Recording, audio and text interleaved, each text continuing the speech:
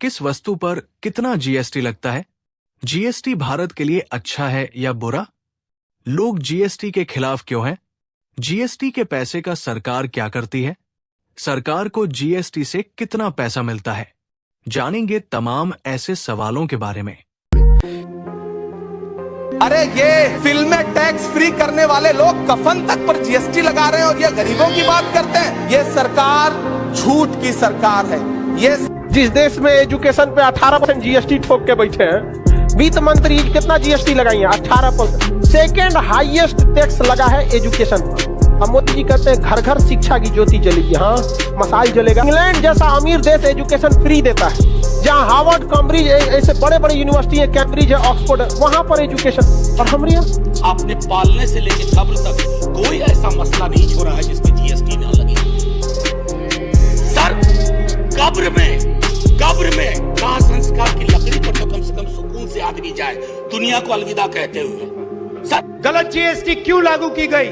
छोटे व्यापारियों को, स्मॉल और मीडियम बिजनेस चलाने वालों को खत्म करने के लिए नोटबंदी और जीएसटी लागू की गई। वित्त वर्ष 2020 से 21 कोविड-19 महामारी के कारण आर्थिक संकट में मंदी जारी है, लेकिन फिर भी लगभग 11 लाख रुपए करोड़ का कुल पोर्टफोलियो संग्रह हुआ। वित्त वर्ष 2021 से 22 तीखा संग्रह में सुधार हुआ और ये लगभग 14 लाख रुपए करोड़ तक पहुंच गया। वित्त वर्ष 2022 से 23 टमाटर संग्रह ने एक नया रिकॉर्ड बनाया और ये लगभग 18 लाख रुपए करोड़ का है। वित्त वर्ष 2023 से 24 अब तक के अनुमान के अनुसार ये राशि 20 लाख रुपए करोड़ के पार हो सकती है। उत्तर प्रदेश से कितना जीएसटी मिलाता है?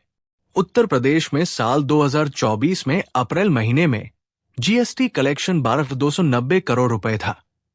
इस तरह जीएसटी कलेक्शन के मामले में उत्तर प्रदेश चौथे नंबर पर था। भारत में जीएसटी कौन जमा कर रहा है? केंद्रीय जीएसटी सीजीएसटी केंद्र सरकार द्वारा एक ही राज्य के भीतर होने वाले लेन देन पर लगाया जाता है। इसके विपरीत राज्य जीएसटी एसजीएसटी राज्य सरकारों द्वारा समान अंतर्राज्यीय लेन देन पर लगाया जाता है।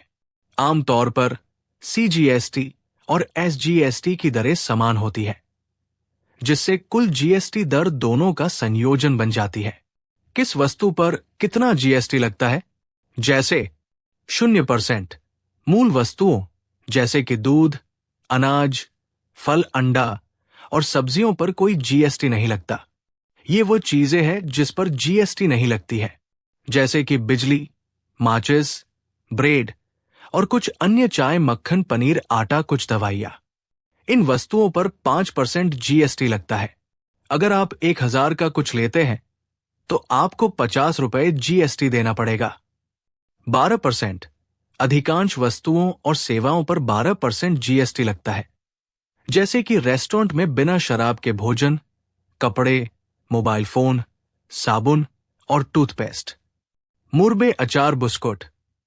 इसी तरह इसमें भी है, अगर आप 1000 का कुछ लेते हैं तो आपको 120 रुपए जीएसटी देना पड़ेगा। जीएसटी के तहत 18% टैक्स स्लैब के दायरे में होगा ये सामान हेयर ऑयल, साबुन, capital goods, industrial intermediaries, pasta, cornflakes, jam, soup, ice cream, toilet facial tissues, iron steel, fountain pen, computer, मानव निर्मित। जीएसटी के तहत 28% टैक्स स्लैब के दायरे में होगा ये सामान उपभोक्ता टिकाऊ वस्तुएं, cement, chewing gum, custard powder, perfume, shampoo, makeup, पटाखे, मेकअप का सामान और मोटरसाइकिल। जीएसटी का जनक कौन था? अटल बिहारी वाजपेयी को वस्तु एवं सेवा कर जीएसटी के जनक के रूप में जाना जाता है। जीएसटी क्या है? जीएसटी क्या है? जीएसटी या वस्तु एवं सेवा कर वस्तुओं और सेवाओं की आपूर्ति पर लगाया जाने वाला एक अप्रत्यक्ष कर है। ये एक बहुचरणीय गंतव्योन्मुख कर है जो प्रत्येक मूल्य संवर्धन पर लगाया जाता है। जीएसटी एक ऐसा टैक्स है जो अब पूरे भारत में एक जैसा है। पहले हर राज्य में अलग अलग तरह के टैक्स शामिल थे, जिससे चीजें समझ और व्यापार करने में दिक्कत होती थी। इथियोपिया ने इन सभी को एक ही टैक्स बना दिया, जिससे अब पूरे देश में एक नियम से टैक्स लगता है। मतलब आप दिल्ली में या मुंबई में कुछ भी खरीदे, टैक्स का सिस्टम एक जैसा है और ये टैक्स उस जगह पर चुकाया जाता है जहां आप उस चीज का इस्तेमाल करते हैं, न कि जहां वह बनी है। इस टैक्स का हिसाब किताब आसान हो गया है और टैक्स का काम भी आसान हो गया है। जीएसटी कब देना पड़ता है? अगर आपका सालाना टर्नओवर 40 लाख, कुछ स्थिति में 20 लाख से अधिक है, तो आप जीएसटी की नजर में टैक्स पेयर हैं। इसके लिए आपको अपने बिजनेस में टैक्स चुकाना पड़ता है। इस टैक्स को चुकाने के लिए ही रजिस्ट्रेशन कराना होता है। जीएसटी के पैसे का सरकार क्या करती है? निष्कर्ष, करदाताओं द्वारा भुगतान किया गया जीएसटी केंद्र और राज्य सरकारों के पास जाता है और देश को चलाने के लिए राजस्व के मुख्य स्रोत के रूप में कार्य करता है। सरल शब्दों में, जीएसटी का पैसा देश चलाने के लिए सरकार के पास जाता है।